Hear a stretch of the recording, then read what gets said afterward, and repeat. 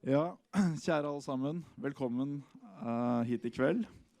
Velkommen til første temakveld av 4 kvelder for å diskutere uenighet og snakke om det å tillate seg å være uenige, se verdien av det, kvaliteten av det, til forskjell fra å bare søke konsensus og skygge unna uenigheten. Så på vegne av Fritt Ord, som jeg jobber i, og på vegne av KK, Karolantkatedralen, så takker jeg dere for at dere kommer her nå. Forlater sola i denne solfylte dagen, og er med å sette tonen her i kveld som en introduksjon til disse 4 kveldene. Så takk til alle i panelet, til Sten Inge Jørgensen i Morgenbladet, som er tilbake her for å lede debatten. Thank you so much for coming from London, Claudia Chwalisz. It's very nice that you took the trip. And to Lars Laird Iversen from Oslo, og Frank Aarebrot from University of Bergen. So welcome so much, and the floor is yours.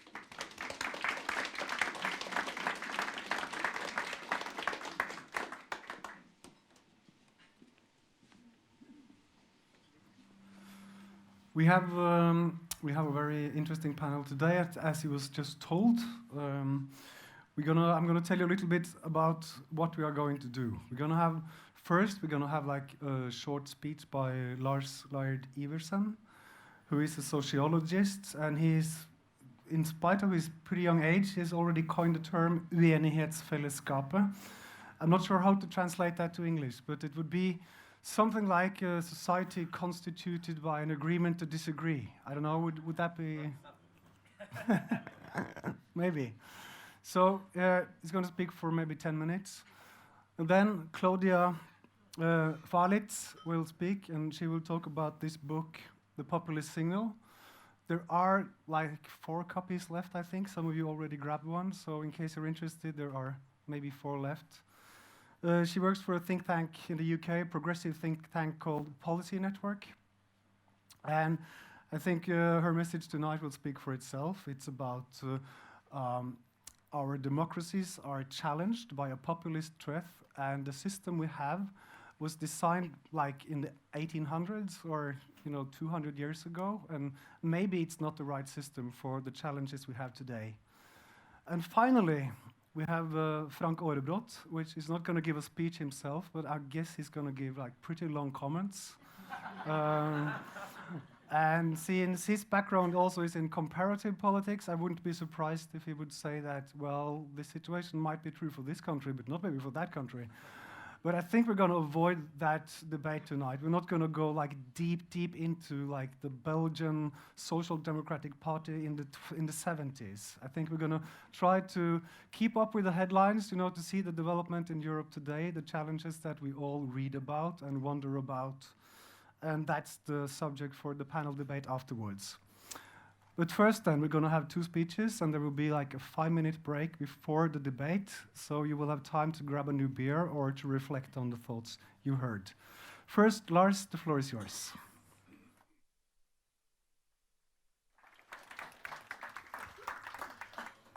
Well, thank you very much. I'm very honored and happy to come here to Stavanger. The weather is lousy in Oslo and fantastic here, so that was great.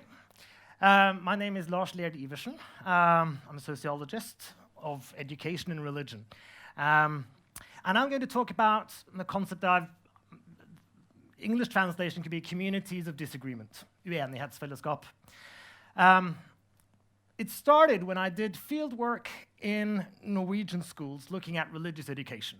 The famous KRLE subject, which was called KRL when I started, and RLE when I finished my research.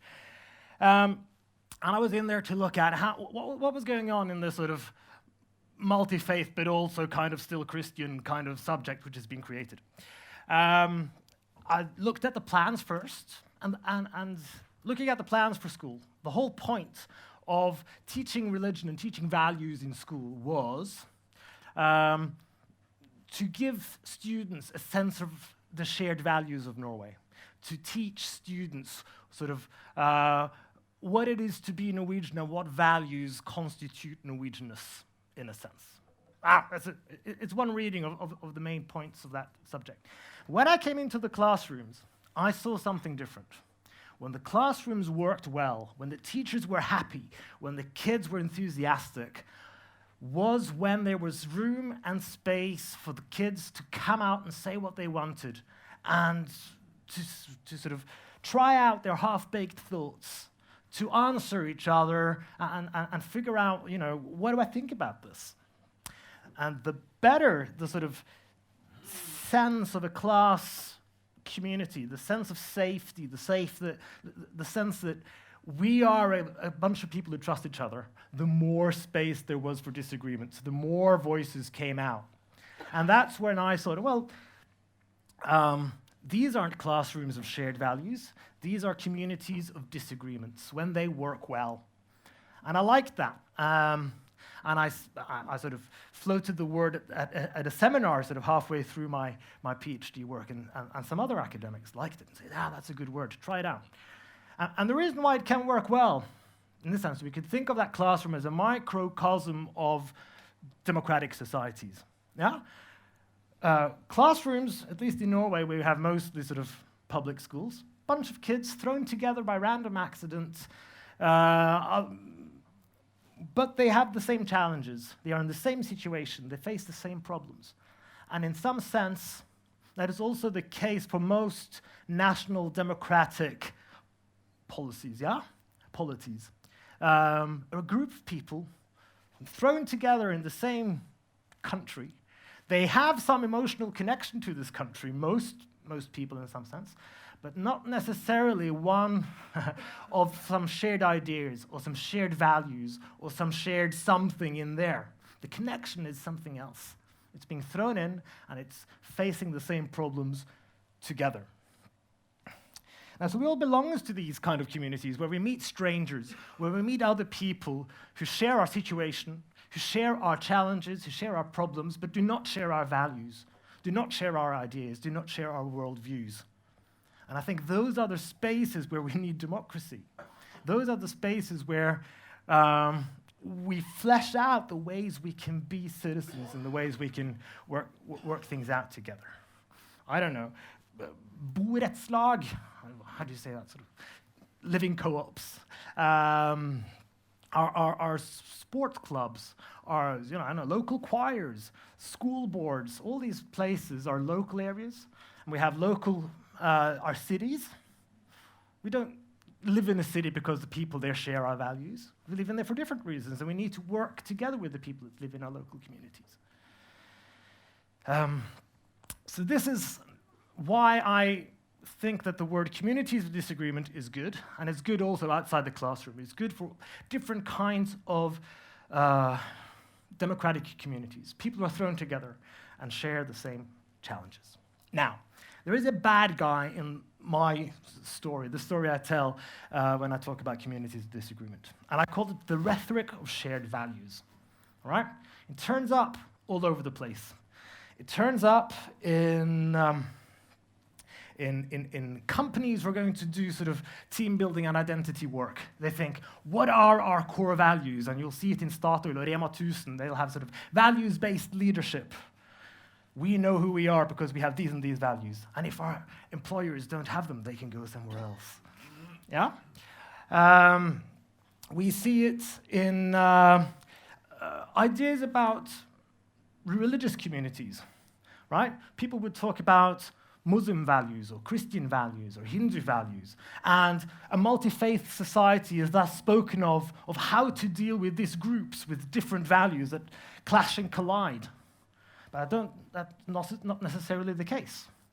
Liberal Christians and liberal Muslims, if they have a questionnaire where they're asked sort of questions about, I don't know, women's rights, gay rights, etc., they'll probably be more in agreement with their liberal sort of liberal people in another religion than with their conservative co-religionists. Yeah? And of course, we hear about it in national politics, and not only in Norway. Our Norwegian values, core Danish values, British values that Brits are proud of, French values, European values, Malaysian values, African values, South African values, Brazilian values. It's all over the place, and it's a story that shared values is somehow the social glue that keeps societies together. And I think it's a lie, and I think it's, it's the rhetoric which is there to try to build cohesion in a situation where economics, where ideas, where images cross borders in globalization, right? So this is the rhetoric of shared values, which you see all over the place. Now, at the moment, I think it's very prevalent in the populist right. Certainly in Norway, we'll have Siv Jensen and Hege Storhaug talking about our Norwegian values or something like that. And it's a false consensus. Norwegians don't share values. We bitterly disagree, but it's been the Norwegian community that's been disagreeing about Norwegian disagreements for a while. And that's sort of defined the Norwegian political space. It's defined which political parties we have. It's different axes of disagreement is far more interesting to know about if you want to understand a group than what they have in common. You won't learn much about a group if you try to figure that out. Now, why is communities of disagreement then a better idea than talking about our shared values and these things? I'm going to say one more thing before I go into that. But even though the populist right talk the most about our shared values these days, the reason why they do it is it has a broad purchase. It's spoken of like this all over the political spectrum. The Labour Party wants to talk about our shared Norwegian values and put something else into it. SV does it. KrF does it all the time. They want to call them Christian, but they still want to make it. But they have a different inflection on it. But it's a broad political way of talking, thinking that the national communities are somehow defined by our shared values. As a sociologist of religion, I'm going to put a slant into this. I think this is one of the main reasons why there has been a resurgence of religion in the public sphere. Levels of faith are going down, levels of attendance are going down in Norway, and mostly in most Western European countries, but emphasis and focus and media attention on religion is going up. I think this is a side effect of the rhetoric of shared values, because where do shared values come from? Well, all over the place, really, but in this rhetoric, it often comes from religious traditions, and specifically from religious traditions that have a long history in the country at hand. It's talking about religion as the source of our shared values is, I think, a response to globalization, to migration, and to a way of trying to forge or just state or rhetorically make into being a safe sense about what it is to be Norwegian or Spanish or British or Danish. Yeah.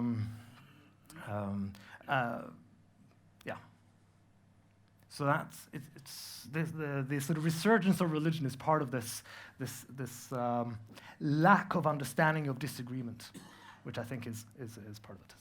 Now, a community of disagreement can go two ways. It can turn up the heat and focus on disagreements in places where we think we agree, where we think there's consensus.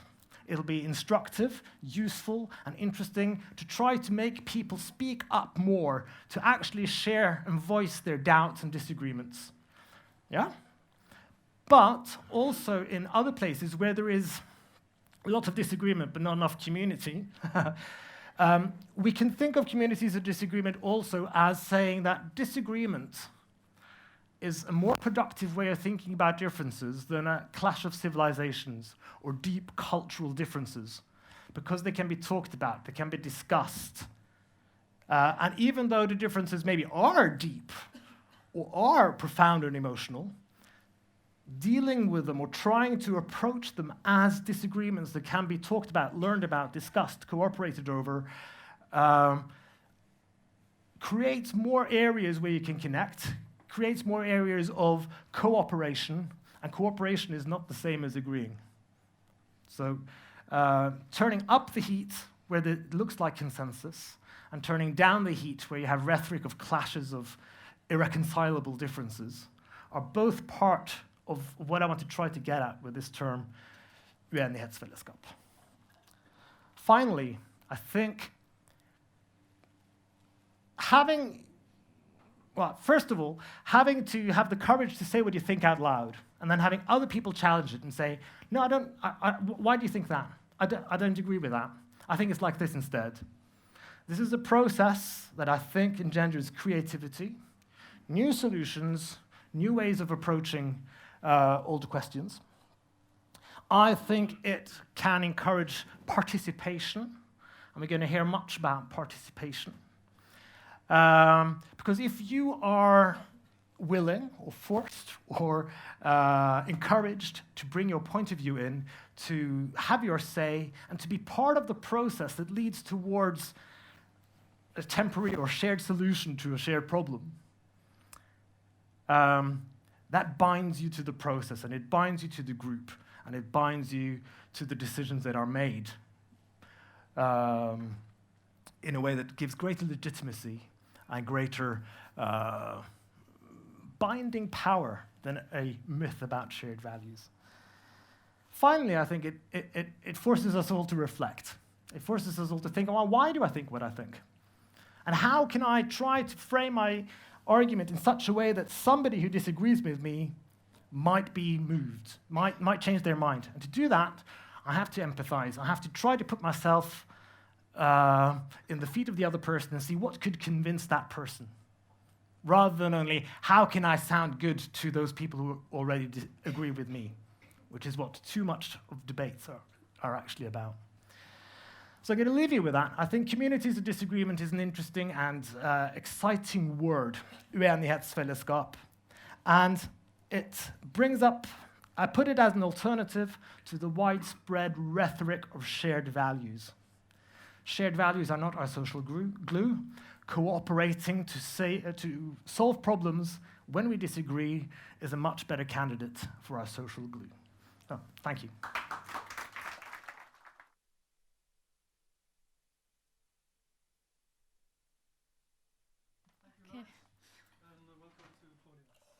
Okay.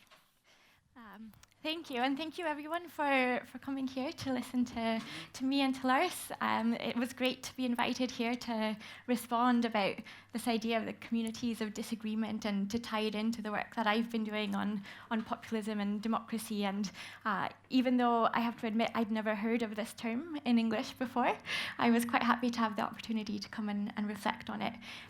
So what I'm going to talk about today relates to the little book that Sten Inge quite nicely promoted for me earlier, called The Populist Signal, Why Politics and Democracy Need to Change.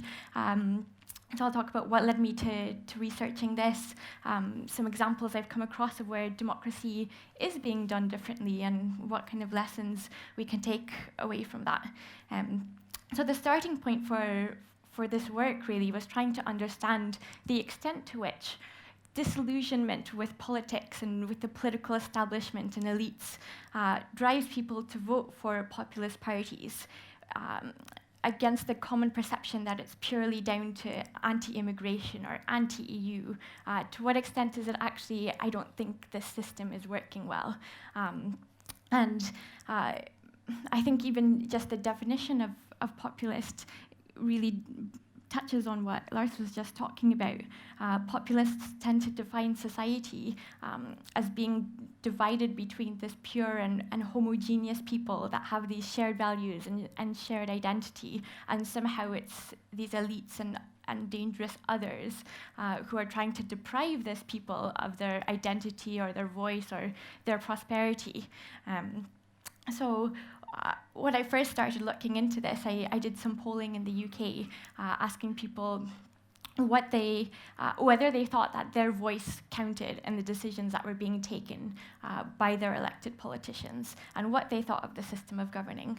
And whether they would be open to participating in perhaps a more active and a more deliberative form of democracy through the form of citizens' assemblies, perhaps. And what I found was perhaps completely unsurprising that most people in the UK feel completely ignored by their elected politicians. Only 30% of people feel like their voice counts in the decisions that are being taken by the politicians that they've elected to represent them. Almost 70% of people feel like the system needs to change. And amongst the people who are voting for the populist parties, these feelings are even more intense. So only 10% of people voting for populist parties feel like they're being listened to. And 90% of them feel like the system needs improvement. And overall, the kind of change that most people want is giving citizens more of a say in policy making or in making public decisions. Now, I haven't found these figures in Norway, but I've looked at similar studies that have been done in other countries in Europe as well, and this is by no means a trend unique to the UK, and I wouldn't be surprised if it was somewhat similar here in Norway as well. And I think in some ways that I can completely understand that feeling. As Sten Inge said at the very start, our system of representative democracy was designed in the late 18th century and is still representative of that time. It's closed, it's elite-driven, it's hierarchical, whereas society has changed a lot since then. Relationships are much more horizontal, people are more interconnected than ever before, but our political and democratic institutions haven't really changed to reflect this monumental shift that we've experienced in society.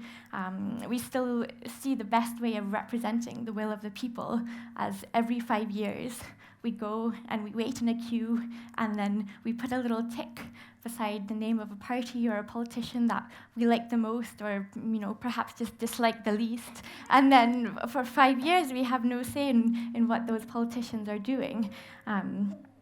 So how can we change this and update democracy for the modern day? Let me just... Right.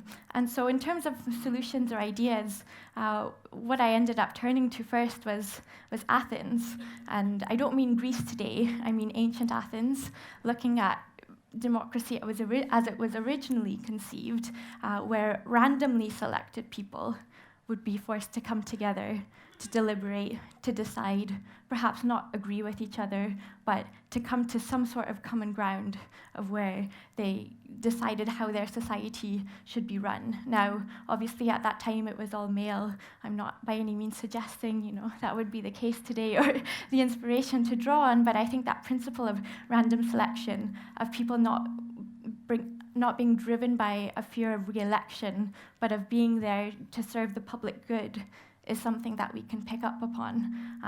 And in the work that I did, I ended up coming across a whole bunch of politicians and citizens who are starting to really think this way, to see democracy as being much more than just elections, and that and seeing the benefits of drawing on that inherent wisdom of living in a diverse society.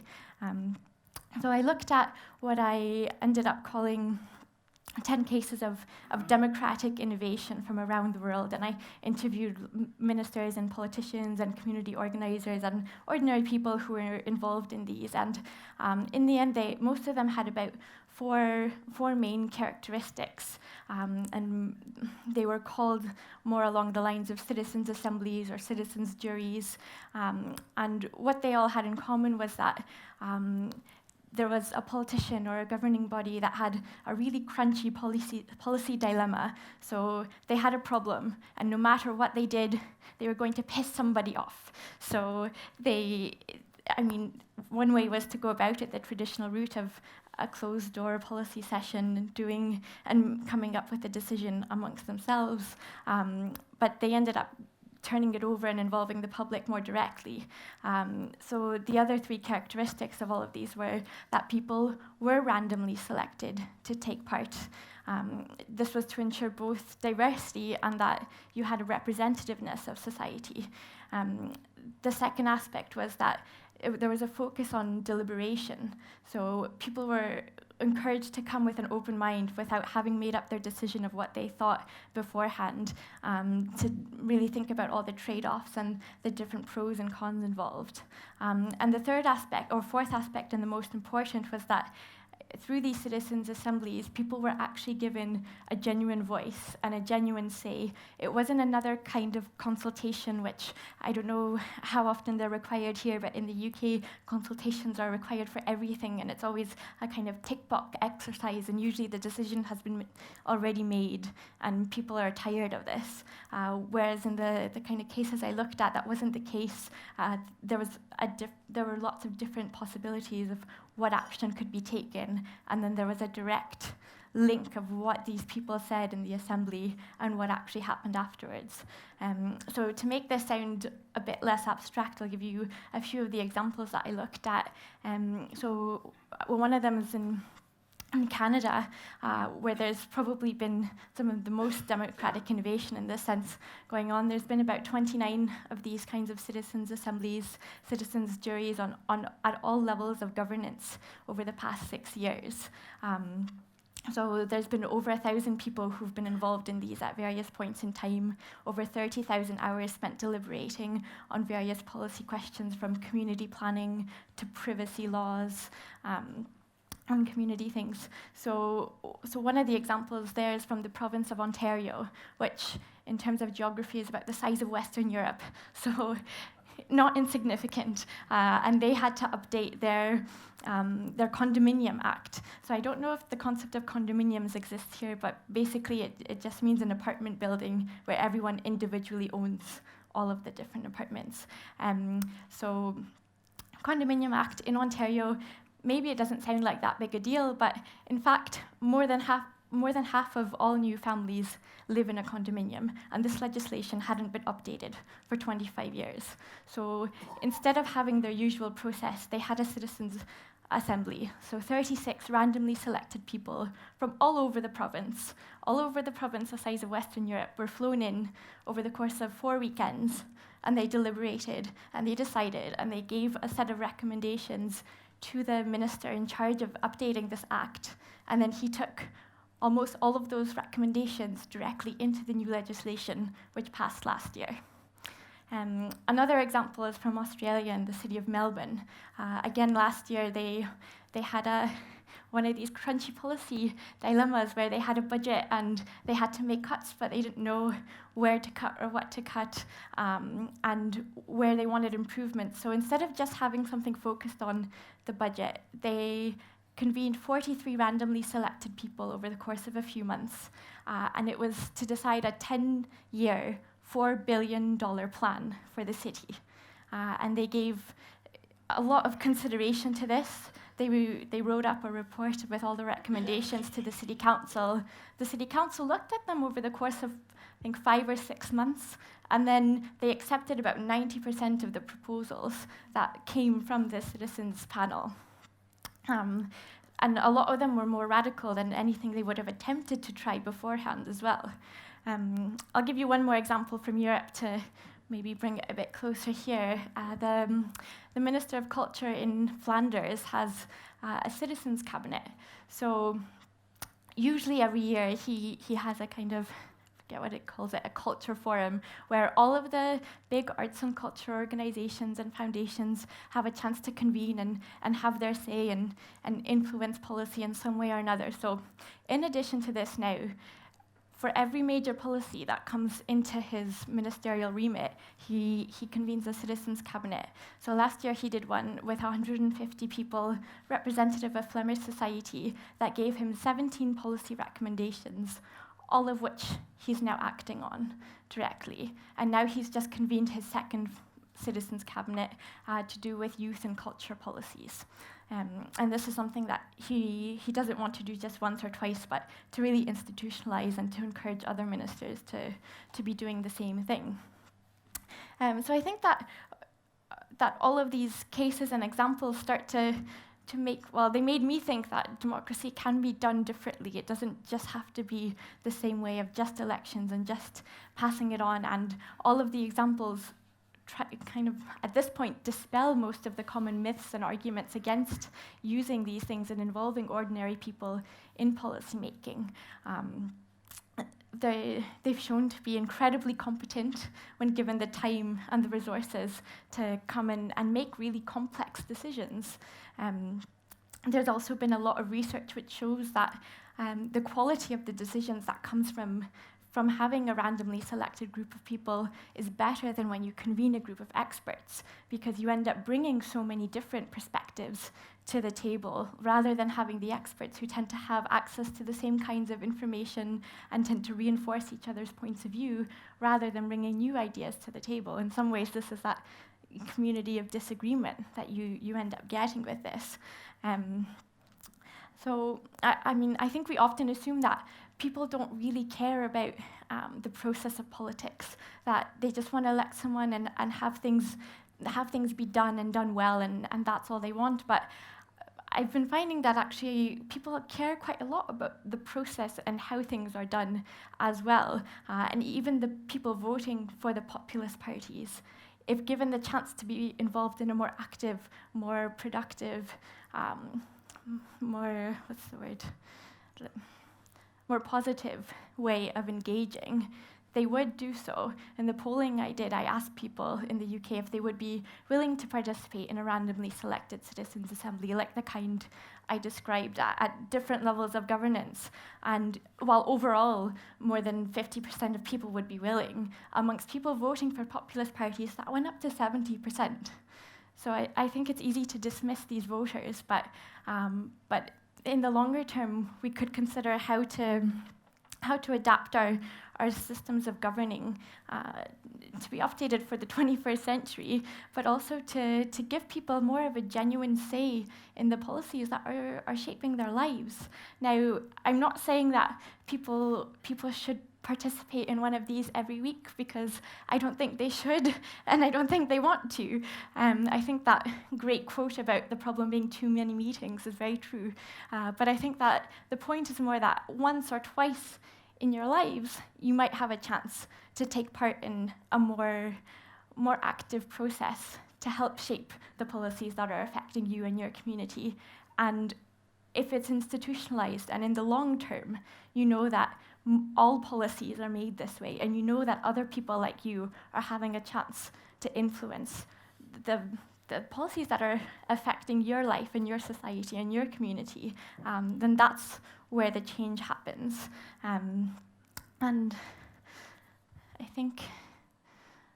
think I'm just going to leave it there, because I think that the point is not about a short-term election-winning strategy by using these things, but it is about how to make that change in the longer term to restore some trust and legitimacy in democracy.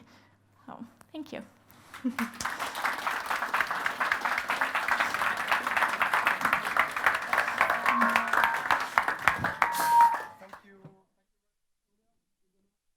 Short break, so I suggest you either go to the bar or just think.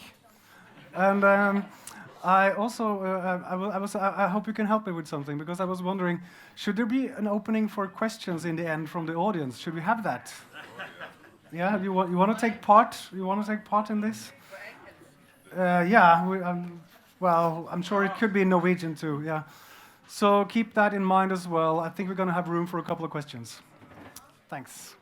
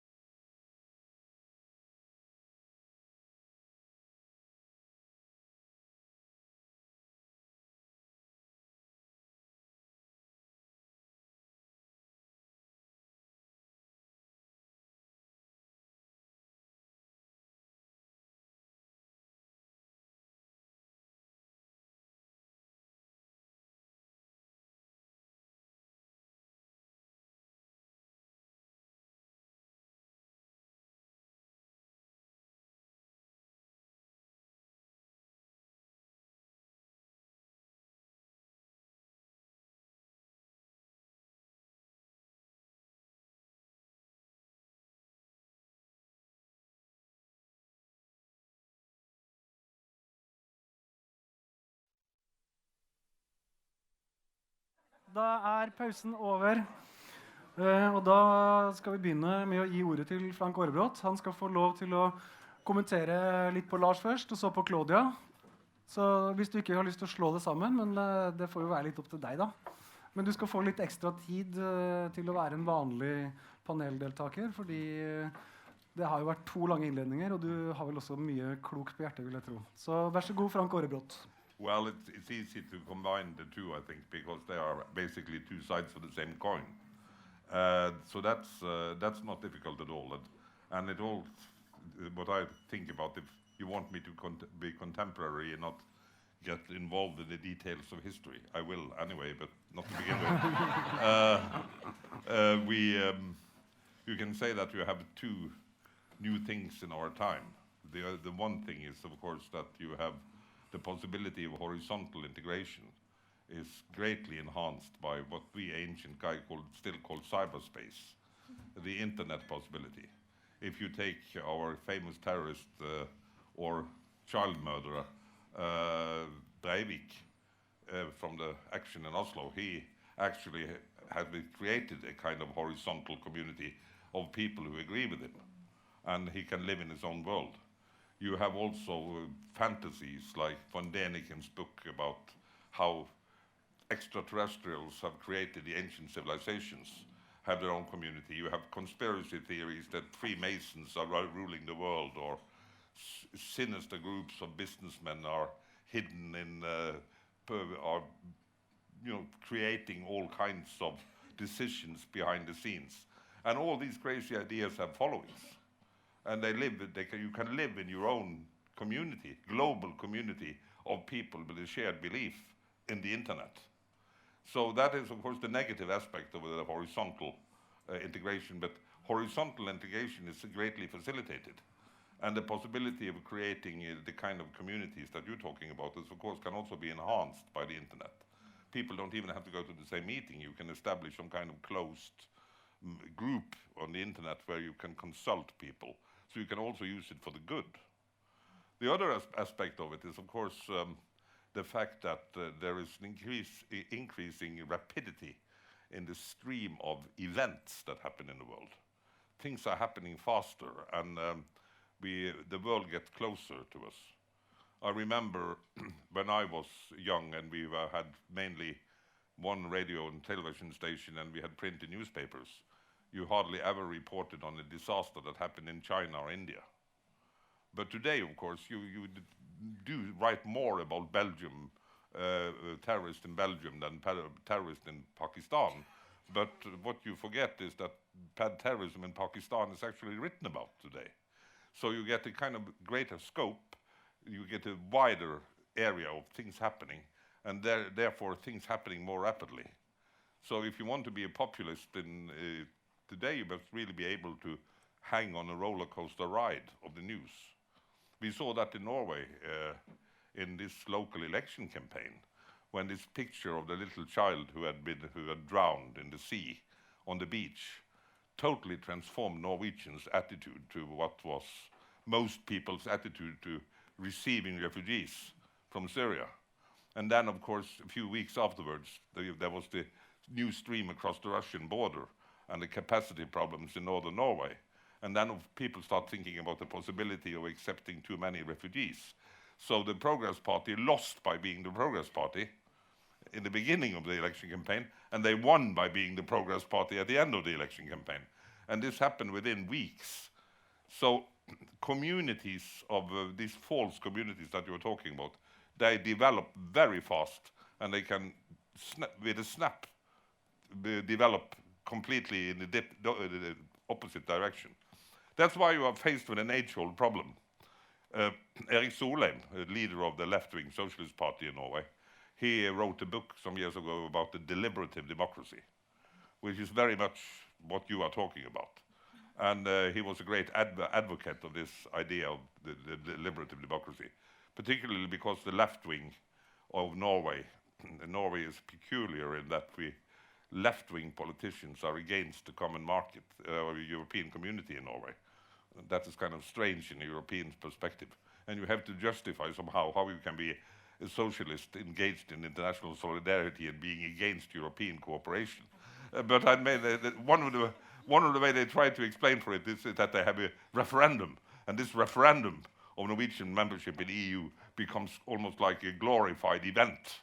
It becomes a community. So that was a wonderful example of deliberative democracy that forced the politicians to follow the will of the people.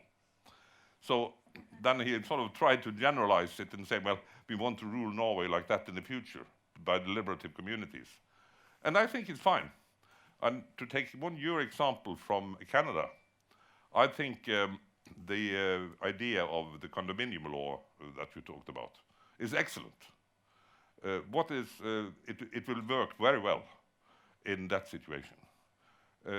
First of all, because it's a set of rules, and it has to do with the rules that guides the behavior of the people actually living in the condominiums. And of course, the people living in condominiums, it's reasonable that they should have a say, and they should find out what they really feel about it before you make the law. The problem with deliberative democracy arrives at the moment when you have some indivisible resource that has to be delivered. Because people can, if you wanted to improve the road from Stavanger to Sola Airport, for example, have a 4-lane motorway or something like that, and you ask a bunch of citizens in Stavanger whether they might very well soon agree on that they wanted to have a very, very expensive road project. And then somebody, but that cost money. So the examples where you ask people to make monetary decisions of a fiscal nature, ask a panel of people if they want to pay more taxes. No. Ask them if they want better education for their children. Yes. So I mean, you want to have better education, but you don't want to pay the teachers. That's why the one country in Europe that really has the longest tradition for these kind of ideas is, of course, Switzerland, where they have 4 referenda every year, where any signature group of 60,000 people can ask for a referendum to be put on the slate. So you have long lists of things. But even in Switzerland, it is not legal to ask them questions with fiscal consequences. So you can't ask, it's illegal in Switzerland to have a referendum on whether you should pay taxes or not. And that, of course, makes sense because it's an indivisible resource. There is another kind of indivisible resource, so that's anything that is involved in zoning or geography. If you have an island community where the question of where you should build bridges, if you should a bridge to one island, the other island don't get a bridge. You can't solve the existential question of a distribution of resource in a geographic manner. It's not well suited for deliberative democracy. And the last one is, of course, violence, armed forces, the military, war. It is not very a good idea to deliberate your way towards a war or how to tell a general how to run his forces. And that's, of course, if you go back to ancient Greece, where democracy was defined as a deliberative process. I think your presentation of Athenian democracy was completely correct. But you also have to look at what the contemporaries wrote about. Thucydides wrote about Athenian democracy in the Peloponnesian War. And of course, what happened to this wonderful democracy was that it was beaten the hell out of by a military dictatorship called Sparta. So they lost the war. And they lost the war because the nice, deliberative people decided to sack generals that lost a little battle instead of letting the generals gain experience. And Aristotle, who wrote after the collapse of Athenian democracy, he was teaching actually Alexander the Great to be an emperor. And but he was full of despised the Athenian democracy. The word democracy in Aristotle's view is a derogatory term. He says, well, you can rule a state by one person, a minority ruling a majority, or a majority ruling a minority. And the first form is monarchy. That is one man ruling for the good for all. An autark is a one man ruling only in the interest of himself. An aristocracy is a minority ruling for the good of all. The oligarchy is a bunch of people, minority ruling only for themselves. But then there's the interesting thing. a majority of people ruling on behalf of everybody is what Aristotle called a polyarchy. But the bad form, the tyranny of the majority, that is democracy. So what I'm trying to say is that the discussion about how you sort of make people responsible, because the worst part of it is, of course, that if you make people who have no sense of responsibility make decisions that entails responsibility. And of course, there is this famous little sign on the American President Truman's desk: "The buck stops here." This is where we make the final discussions. We can deliberate our way through the Senate and Congress and through the courts and in the streets. We can deliberate to be a blow in the face. Here the final decision is made. I'm the president. I have the responsibility. And you know, an average city council that is forced by law to balance the budget have this, the buck stops here. It's the poor sods that are elected through the political parties in the Stavanger City Council who finally have to balance the budget, no matter what a bunch of citizens in Stavanger might feel like in a deliberative democracy. So who is responsible? No to EU is not responsible for the fact that you can't make sardines in Stavanger anymore because of the customs. You have to rely on a different kind of oil. But what I'm trying to say is that there are a number of problems involved in this. And I would mention one last thing. You mentioned the example of the Flemish Cultural Council. That really scares me. Because Flemish politics consists of a variation of right-wing populist parties. Flemish language politics are populism in the pure form. And those the Liberal Council, to be able to deliberate, if you live in the territory of the cultural province of Flanders in Belgium, you have to speak Flemish. So all the people in your council are the Flemish speakers, meaning anybody who don't speak Flemish, which is about 30% of the population living in the Flemish territory, are excluded from this deliberative councils. Because you can't go in there and speak English or even French, because they are language nationalists. So this is a bunch of language deliberating about how to subjugate people who are not Flemish speakers. So it's not a good example. It's an example of a tyranny, like the Aristotelian democracy, if you want. So erase that from the book, please, in the next edition. I think we're going to leave the Flemish there, and what Frank's sort of saying is that, yeah, it's a good idea, but it's going to be a lot of problems, and so what are you thinking about his comments? Yeah. Yeah, I mean, thanks very much for your comments. I'm going to respectfully disagree with some of them, but if that's okay, since it's a community of disagreement. I mean, I have to admit, I hesitated bringing up the Flemish example, especially given recent events, but I think nonetheless that Flemish case actually originates from a kind of bigger thing that they did in 2011, the G1000, where they brought 1,000 randomly selected people from all over Belgium, and they did it in both languages, and that lasted for a full day, which is also detailed in there, but I won't go into it. I wanted to respond about a few points, because you say that there are 3 types of issues that you can never have this deliberative forum on. Kind of infrastructure questions, fiscal issues, things to do with geography, and then war.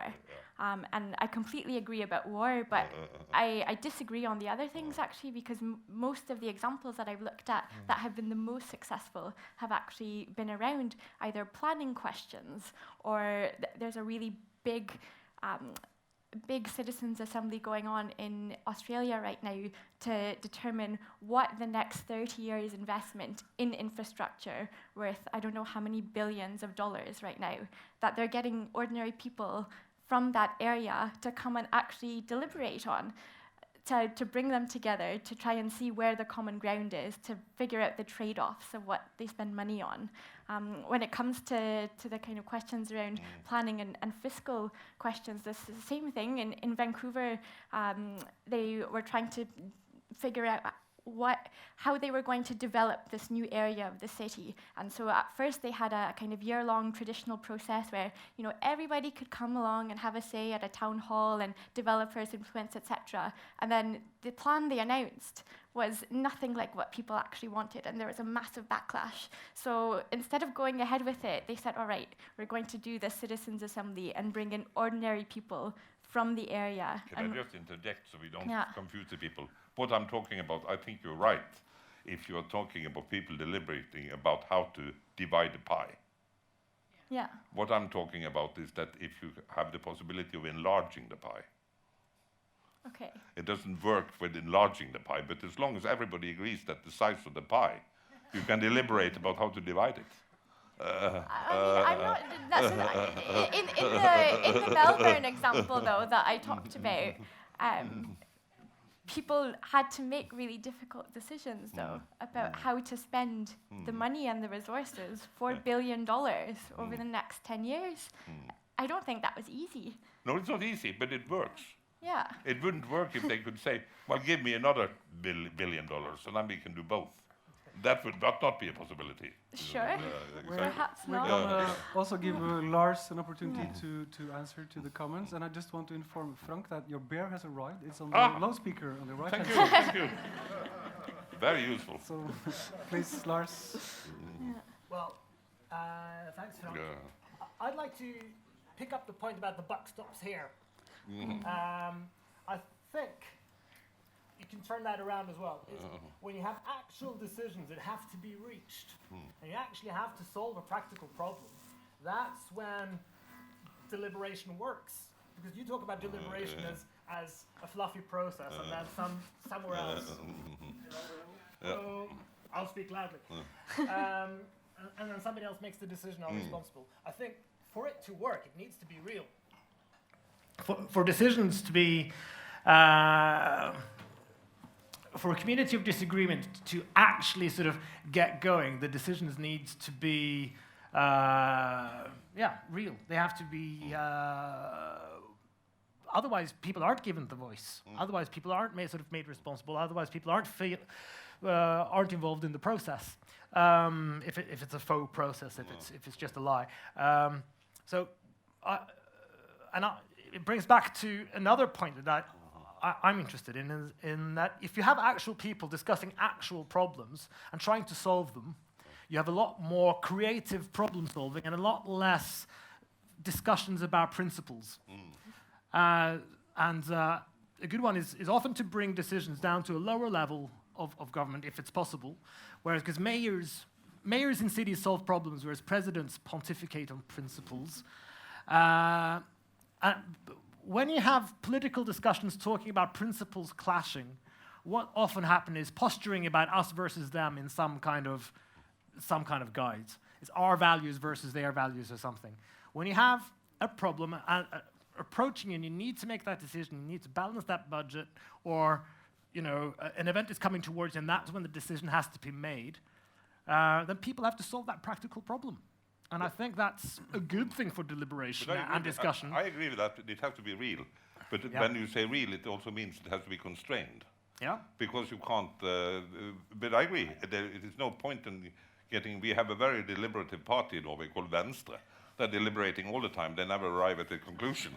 Yeah. But it's nice to be a member of Venstre. That's our liberal party. Okay. I've been doing that for more than 100 years.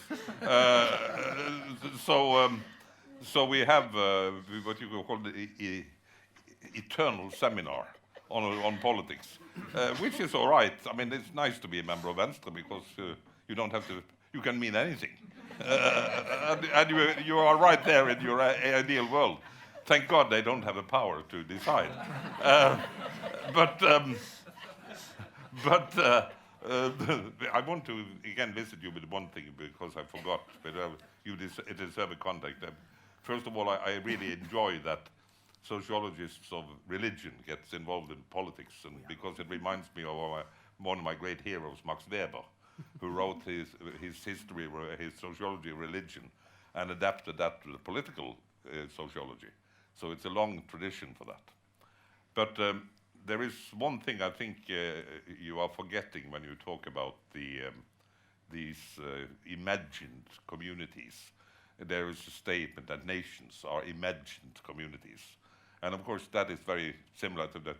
Your villain is this guy who's making a rhetoric about imagined communities.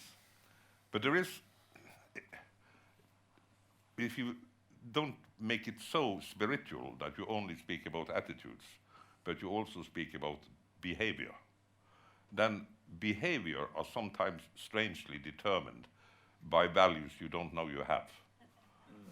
Ireland, in this Easter, celebrated 100 years since the Easter Rebellion. And if there is something that is a common value in Ireland, is that the Sassenach were wrong in murdering the 16 men in the post office in Dublin.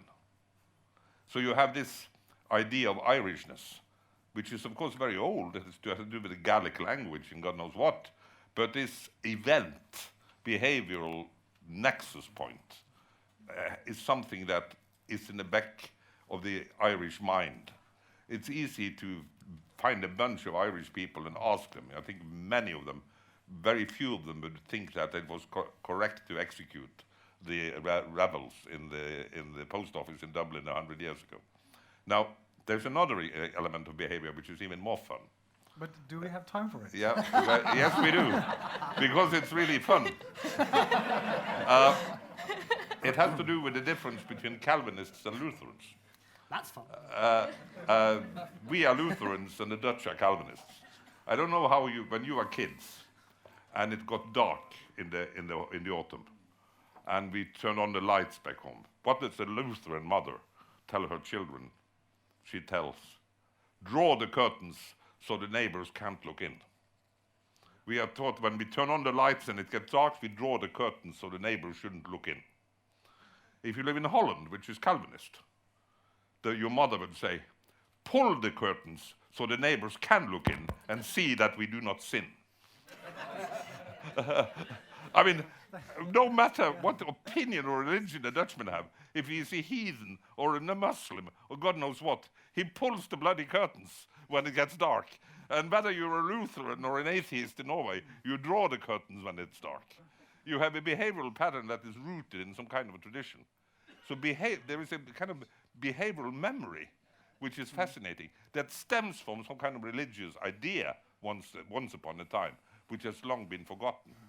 So, you know, that we are determined by values that we no longer remember we have is an interesting sociological topic. I feel that Lars needs to, he has the right to answer this, but I insist that you also make it short because we're gonna move on very soon. Right. So if you get a couple of minutes. Excellent. Well, I'll try to make it relevant for the big thing, because if you look at school in the 70s, there was less of the imagined communities. The school was supposed to create a Norwegian kind of fellowship by being there for everyone.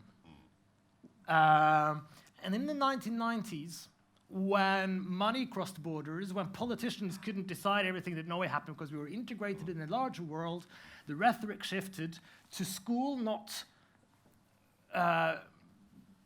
sort of being Norwegian because it's for all Norwegians, but for school in a larger sense trying to create and shape Norwegianness in a giant team-building exercise, like taking the entire country off and letting them sort of fall back in each other and trust exercises. That's what Gudmund Hernes was doing. That's why we have this strange Quaerelé subject. And you see it, that's why you had Verdikommisjonen right afterwards. That's why the rhetoric of shared values started on the central left, and it's migrated right as more immigrants have come. So the imagined communities I agree with you. Turn up more and more. Perfect. But I want to remind you of one thing, that it's in schools that organize the 17th of May marches. We have to move on because everybody who came here tonight, you got an invitation, right? It's about populism in Europe today and how traditional politics are or shouldn't be or should be responding to it. So I think we have to try to spend the next time focusing on that. And I think all three of you needs to be challenged on that because, I mean, Claudia and Lars can point to examples on people coming together, talking in a reasonable way, making some decisions even. but I guess that, for instance, the reason populists are angry is not because there is some bad city planning. It could be like immigration, for instance, questions like this. So for you two, I mean, how to use this idea in a way that really counters the populists? And maybe to Frank, maybe an opposite question. I mean, what is your idea of fighting these populists, to sort of reinvent the democracy or the system we have? So maybe Lars could start. And I mean, of course, if you want to use 10 seconds answering the last question, you're allowed to do that, but I hope you won't. I want to talk about 17th of May. It'd be great. Right. I think a lot of the discussions that people are talking about are about discontents with people's lives. And I think we can counter populism by trying to a larger degree, address people's needs. And we need to figure out what they are. And people need to be brought online there. And it's about housing.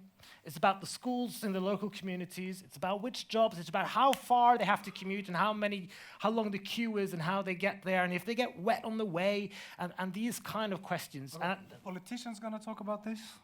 Are you saying that they should address these issues? Yeah, that'd be great. Yeah. I think, I don't know, I mean, living in Groruddalen in Oslo, I think that housing policy is a solution to immigrant discussions. Yeah. Not the solution. It's a big part of the issue, and it's practical. It's real lives. It's not about Muslim values and Christian values. It's about affordable housing, real places. So politicians should come closer to the people. That's briefly your answer. I think so, and I think city planning sounds boring, but decisions that are here and now in the immediacy of how we do takes it away from the sort of abstract value clashes and into problem solving, and I think that's is easier for people to be a part of. Thank you. Claudia? No, I completely agree with Lars, and I think the kinds of examples I was talking about, it isn't just about city planning, etc. It's more about actually giving people a genuine voice in making the decisions that are affecting their lives, whether it's housing or other things. Well, I think we agree here because I don't know, Claudia, you don't know this, but in Norway, there is a law that the city council that are doing some zoning, deciding that this area with trees should be used for a parking lot or for a shopping center, or people want to preserve the trees in the park. All they have to do is, under the law, is to write a little advertisement in the local newspaper saying that zoning so-and-so, anybody who wants to protest can call within 14 days. I think that is very bad. And I think your model there that if you are planning to close down, build something on a recreation area, which is not a park, but that children like to play, you should go actively out and get a kind of forum of the people who live there. Not only saying, well, if you read it, nobody reads these ads anyway, and people are just surprised when the bulldozers arrive. So I think that is the exact forum where this might work very well to bring people closer to the. So that is nice, but that hasn't to do with his question about populism. Well, it has in the sense that she says if people in general are invited to take more part in decision-making, they would feel that the system is working for them. But you understand, and they would not maybe be so tempted to go to but you're assuming a very dangerous assumption that populism is that the populists are wrong. You see, there is, if you go back to Piketty's book, which was much discussed last year, Growing Inequality. That's if he is right, and I think he is, that's an objective fact. The richest get richer and ordinary people get poorer. Obama has created more jobs than George Bush has lost, but the average income from the new jobs are only 1/3 of the income from the jobs lost by George Bush. Americans are getting jobs, but they're getting lower paid jobs for the same competence. Now, these are facts that are you can say that people are annoyed at this, are populists or angry. So I'm a social democrat, so I obviously think Trump is a populist, but I mean, I also have to admit that Bernie Sanders is a populist. But this is a good opportunity for Claudia to define populists, because you're not talking just about like right-wing parties, right? No, any kind let Claudia. Yeah. Oh, sorry. Yeah, no, I'm not talking just about right-wing parties.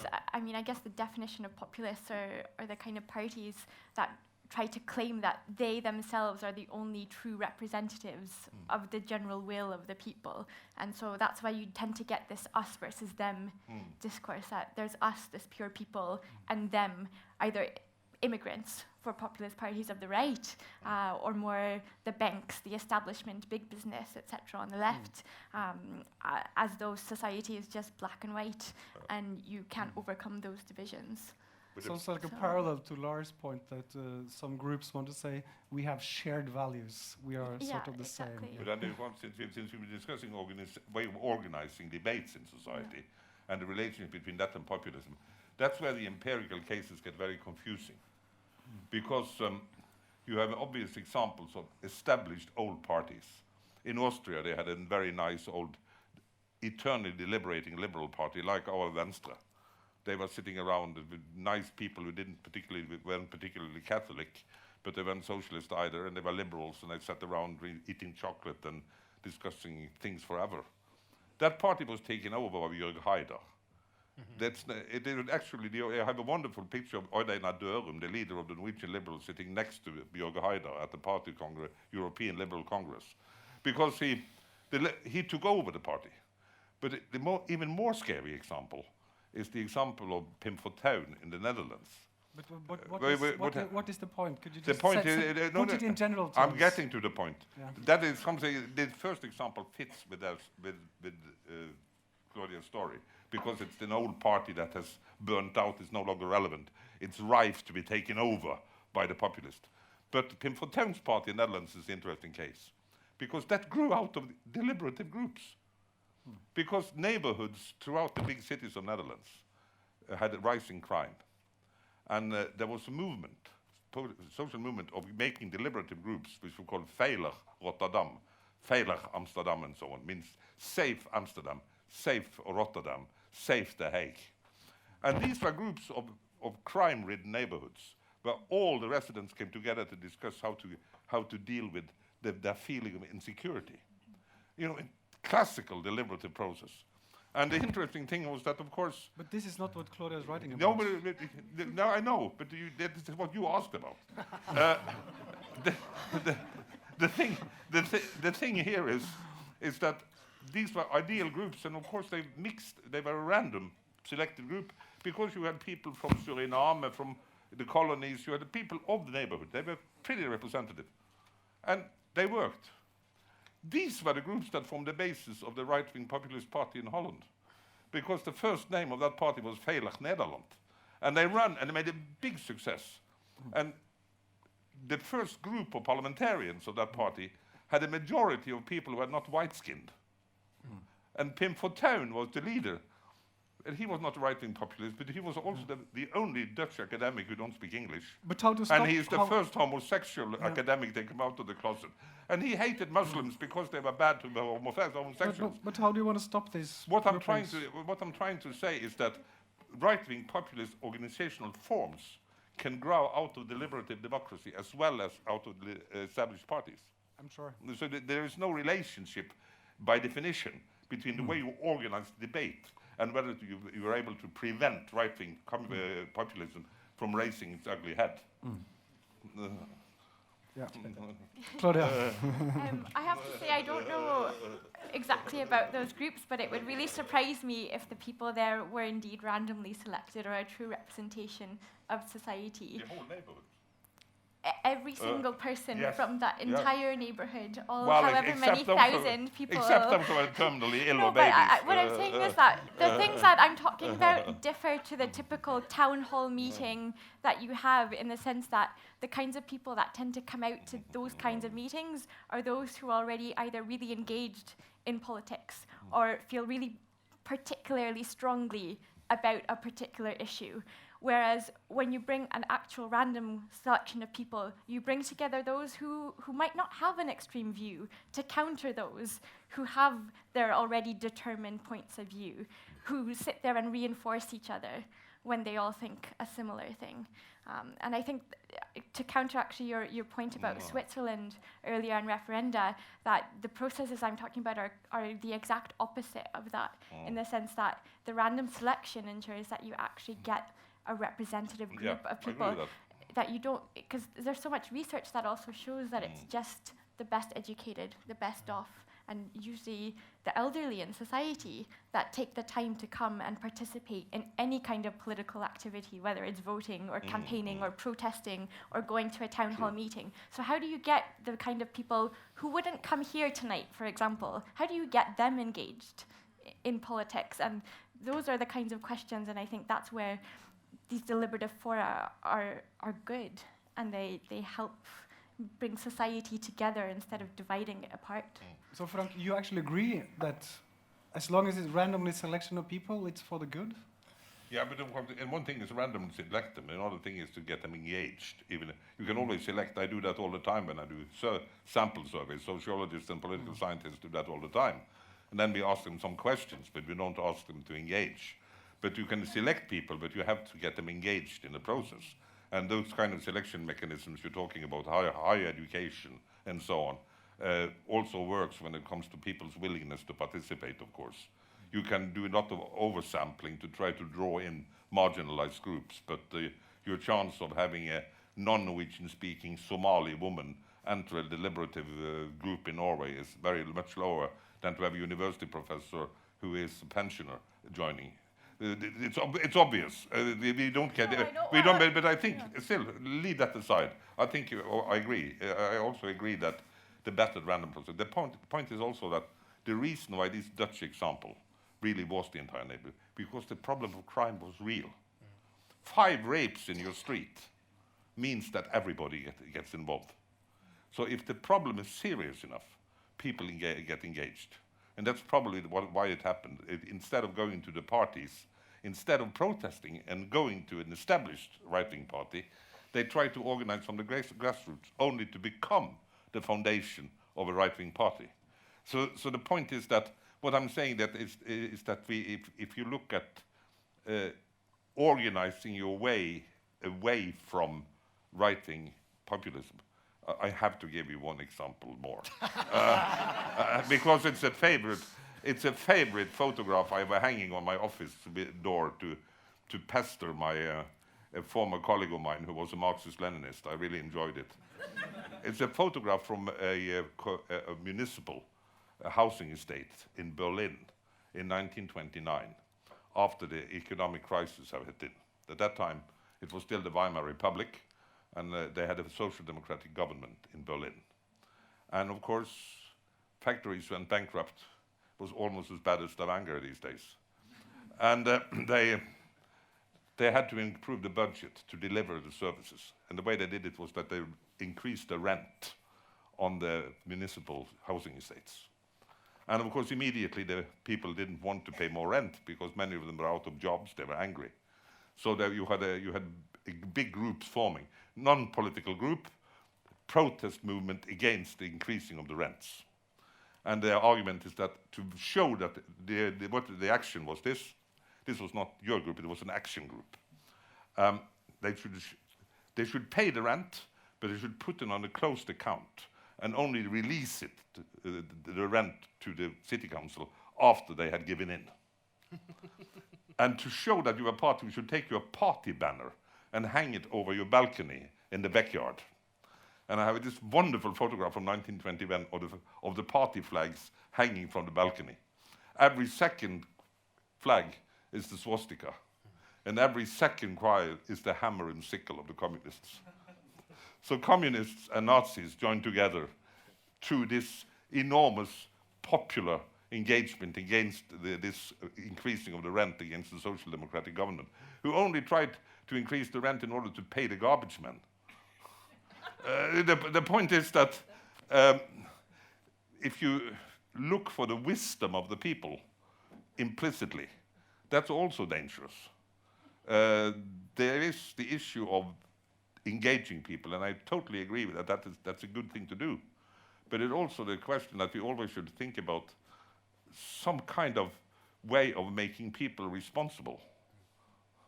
You know, when the I think it's about time to get the word to Lars.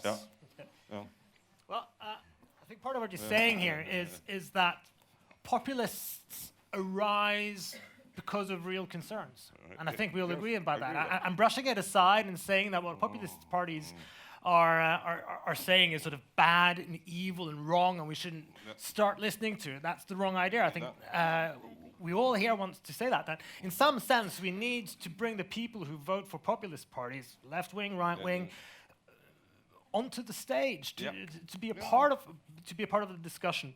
And one reason why I think deliberation and getting together in communities will make a difference is that part of the allure of populist parties is saying we speak on behalf of more. There is a silent majority out there that we brave people are the only ones that are brave enough to stand up and say it. But if you get together in a citizens group and you realize that, okay, there's a big bunch of people who think the same as I, maybe 20-30% in many European countries, but there's also normal people, non-elite people, nurses and teachers and plumbers who do not agree with me. And people like me, then you might sort of start saying, I'm one voice amongst many rather than I am the brave voice for the silent majority. And that's a dynamic which I think will dampen populist politics. And I want to take up 17th of May, because 17th of May is very interesting, but it's not a case of shared values. Let's say you have two Norwegians standing next to each other, they're looking at the children's parade, and they both think that this is celebrating Norwegian values, And the first person says, oh, look at this is wonderful. This celebrates the values of the Constitution of 1814 and democracy and human rights and chances for all. Hooray, I wave my flag. And look, everyone around me is waving their flag as well. They are supporting these values. And you have the next person next to it saying, hooray, Norway, country of the blonde and blue-eyed people. Everyone's celebrating this. I wave my flag. And both look at the other and are strengthened in their own sense that their Norwegianness is connected to their deep values. This is rituals, shared rituals and not shared values. And shared rituals are sticky because they bind us together, but they're slippery because people put different things into them. So I don't think you're right about these behaviors coming from shared values. I think if you would find a shared value, you would find nobody who would rather have a military parade instead. I think if you don't want to comment now, should be open for the floor. Or do you want some panel? No. This was the 17th of May, but we don't want any questions about the 17th of May. But any other question can pass. Anyone? Mikrofon her. Ok. Spørre på norsk hvis man vil. Det er lov å spørre på norsk, det er ikke noe problem. Vi oversetter. We'll translate. Hei.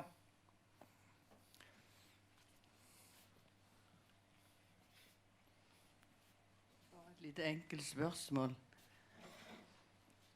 Journalister og aviser, hvordan kan de være med å hjelpe demokratiet til å forandre seg? Hva kan de sette søkelyset på? Hvordan kan de forandre folks mening, og hva kan de kjøre på med? The question is the role of the media, what journalists can do. And so. Yeah, I want to translate because this is actually what I planned to talk about if I got no answers, because this is so important, the role of the journalists and media. She asked what kind of role can they play in this process, and the fact is that just 20 years ago, most people could watch one TV channel and, they could have sort of a common public space for debate, which is gone. And so that's a very serious question, and I think I'll let all three of you answer it.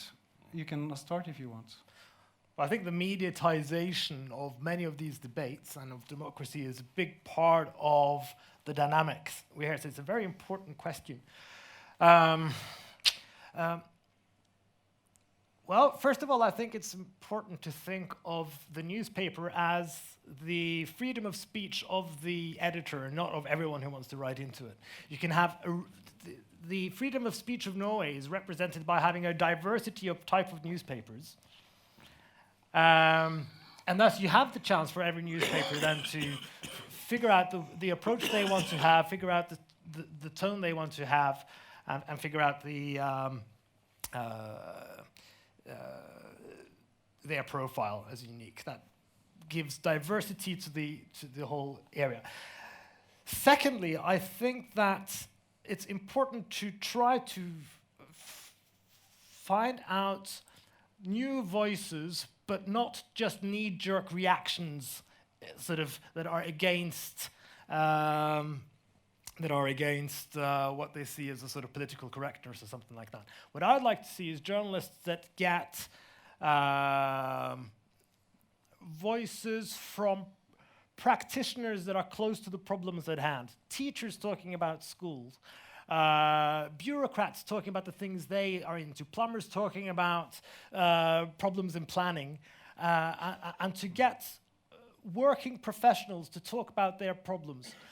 There's a problem on the other hand that employers don't like this because it might be a criticism. You have the whole sort of varsler issue going on. I think that's an area for free speech to talk a lot more about, and I know Fritt Ord are doing it, rather than always discussing the boundaries of hate speech. That's a very good point. Claudia? No, it's an interesting question because I feel like the role of the media today is different in the sense that everyone in some way or another can contribute to the debate, whether not necessarily through the traditional sources, but through Twitter, through Facebook, through their own blogs. And it's hard to delineate whose responsibility it is to do what. And I think that's partly why it's important to have these kind of processes where you actually give people just the time and the resources to contemplate all aspects of an issue, rather than being bombarded by a short little clip about something that really you would need to spend an hour trying to figure out to properly understand. I mean, I'm not really sure what more you could do in terms of enforcing the media.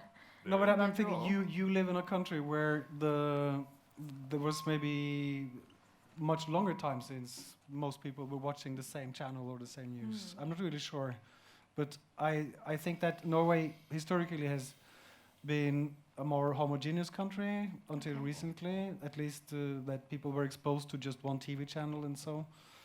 But are you saying that you don't think that this is a task really for journalists? The challenge ahead. It's not really they who are going to create the climate that pushes politicians to transfer more power to citizens, or? Well, I think part of the problem is that in the eyes of the populists, the media are seen as part of that established elite. And they're part of the them versus the us. Like, you hear it quite often in terms of the discourse of populists, that the lying press, etc. It's something that comes up quite a lot. I think that if you look at, there's one nice thing to say about media. It is that they are fighters, generally, at least fighting for the freedom of expression, freedom of being able to say.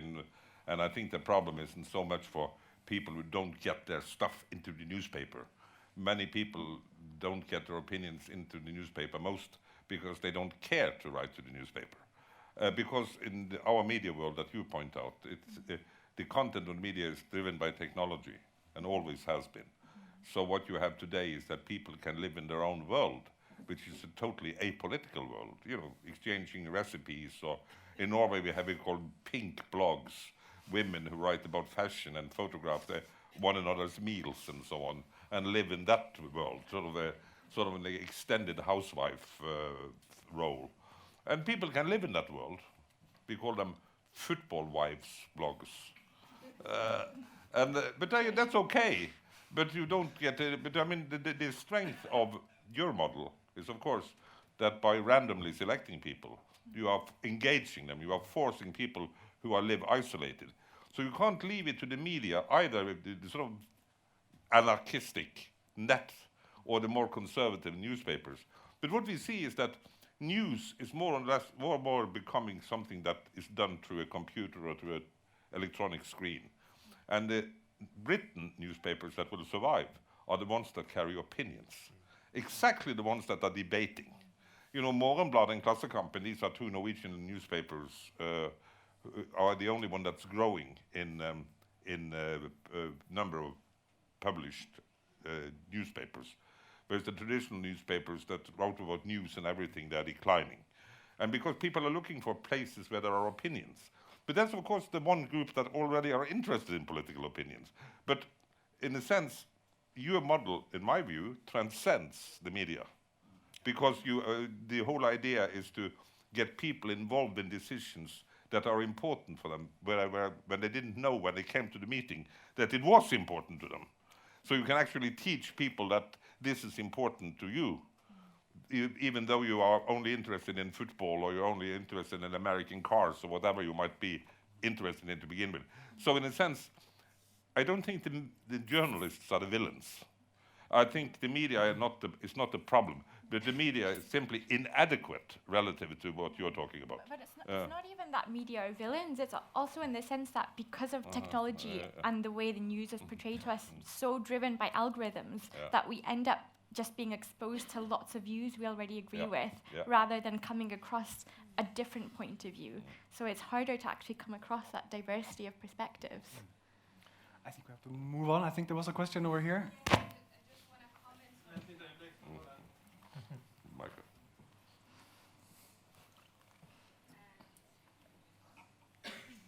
Hello? Yes. Thank you each. I want to thank each and one of you for very interesting points and views. It's been interesting listening to you. I think I like the concept of deliberative democracy, as you're calling it, as in the sense that you have a priority of opinions, of ideas, and But what about the quality of what is being talked about, or the quality of the discourse you're having? As you're saying, the world has become more complex. The news, the rapidity with which events are happening in the world around us, and events which affect our daily lives, is amazing.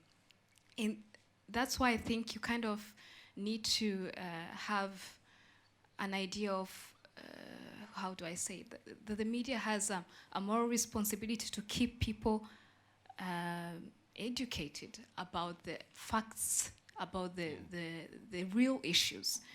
Take, for example, the Facebook and Twitter, or the commentary segments of newspapers.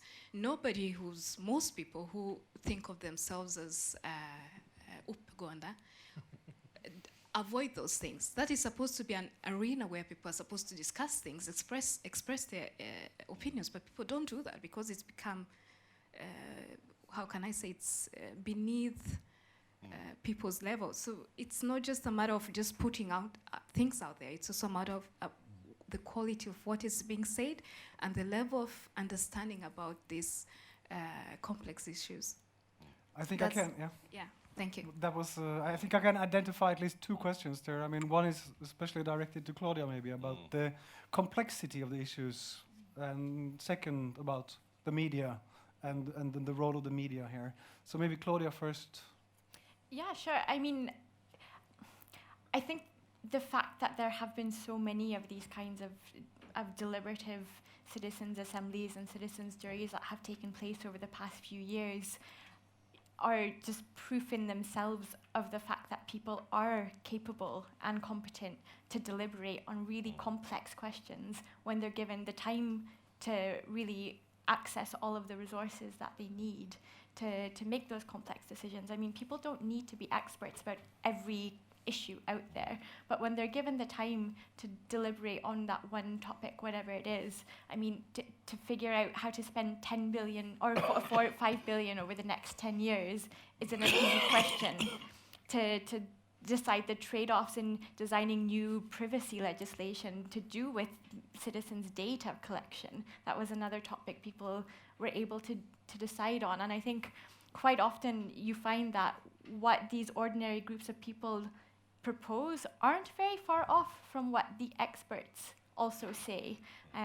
So when you have that occur over and over again, I think you believe in the quality of it.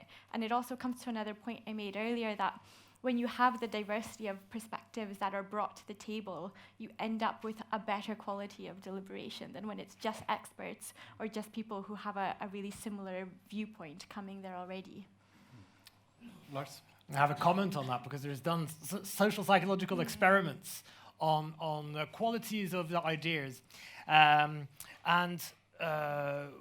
What you want to do is to get a range of ideas out there and then to get people to switch on their minds and think about which of these are good. If you have an unstructured process for that, what happens if you have intelligent people, which is what people often want here, but this was unstructured set. If you have intelligent people trying to debate, what often happens is that they fall in love with their first idea and they find better reasons for it rather than better ideas. There is loads of social science, of social psychology going for that. So to have a broad range of people that represent a broad range of knowledge and points of views is a better starting point than trying to point at the most intelligent people and ask them to make the decision. Because what you get better reasons for the wrong decisions often. Well, the kind of, you can say that I think that the kind of model that you're talking about in your book is, of course, something. There is a leadership there. There is a leadership that at least is involved in the rules of the game. Yeah. There has to be an agreement about the rules of the game, and there will also have to be gatekeepers. If people start hitting one another in the debate, somebody will throw them out. So I mean, this kind of deliberative fora is not without leadership, but it is a leadership that doesn't go to the substance, but goes to the form. So, but what she is talking about when she asks the question is whether, to sort of following up on the idea of the media structure, that if intelligent people try to take part and use the opportunities of the new media, social networking and so on, to put out their ideas, they sort of find their commentaries look like a sewage of people who are not interested. And particularly this is, old-fashioned politicians these days are all using social media. And the reports we have from particularly female politicians is that they are getting a lot of, they are being people try to chase them out by all kinds of obnoxious and sexist commentary. And so it takes a bit of guts to be to open so you can close your commentary field. Then, of course, you only put out your opinions. But if you open up the commentary field, you get this sewage coming in. So, and of course, if people came to your deliberative fora with that kind of language, then they probably would be stopped by the rule maker, saying, no, we have to have a civic tongue here, something like that. But I mean, even now you have a president for candidate for president in the United States that talk like one of them. But so you never know. But I mean, the problem is that you really also need the resourceful people. You need the experts. You need the people who are intelligent. I mean, I think I agree. That the intelligent people are better at arguing for the wrong decision than finding new solutions. But you actually need this expert there, this civic engineer who know how much the bridge will cost. You need them. And if you mob them out of the environment, then you leave it only to Plumber Joe, that would also be kind of wrong. But there, I should also specify that there are always experts that give presentations from all different points of view. I mean, usually there's at least 20 to 40 different experts who present at different points during these kinds of assemblies, but they're not the ones who then go and make the decisions. We have reached 8:45, which is the official closing time. We had two brilliant questions as well. I'm sure that if somebody here has one more brilliant question, we can find a couple of minutes for that. If somebody's burning in with something. If not, I think we have gotten enough. This has been really interesting, and we've been through a lot. I'm not going to even try to sum it up, but I think we should give everybody in the panel a big hand.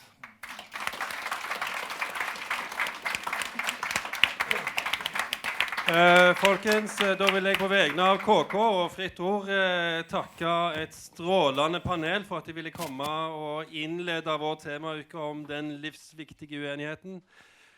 Kanskje en spesiell takk til Lars, for han har med å stjåle dette begrepet av lenge før han ga ut boka si, faktisk. Vi sier jo her at den gode kverulanten styrker uenighetsfellesskapet. Det er et av våre faste motto. Jeg minner også på om at i morgen så handler det om uenighet i arbeidslivet. 2 av de viktigste varslerne de siste årene, de viktigste varslingssakene her i Norge, kommer her og er på scenen i morgen sammen med Maria Amelie, som kom med boka Moderne munnkurv, sponset av Fritt Ord for en måned og 2 siden. Det blir en veldig bra og viktig aften. På fredag handler det om uenighet i litteraturen, et strålende panel. Da blir det også oljerapp og oljeviser med Svein Tangva og Atlas. Vi spør, finnes det en Kielland for oljealderen? Et veldig bra panel. Følg med på side 2 og 3 i Aftenbladet i morgen. Da kommer det en kronikk som innleder den kvelden. Og på lørdag handler det om de norske tankesmiene. Klokka 2 på lørdag er det. Da spør vi tankesmielederne her på scenen. Hva er det de faktisk bidrar med? Bidrar de med nok uenighet? Igjen, takk til panelet. Jeg håper jeg ser dere igjen en av de nærmeste dagene. Vel hjem.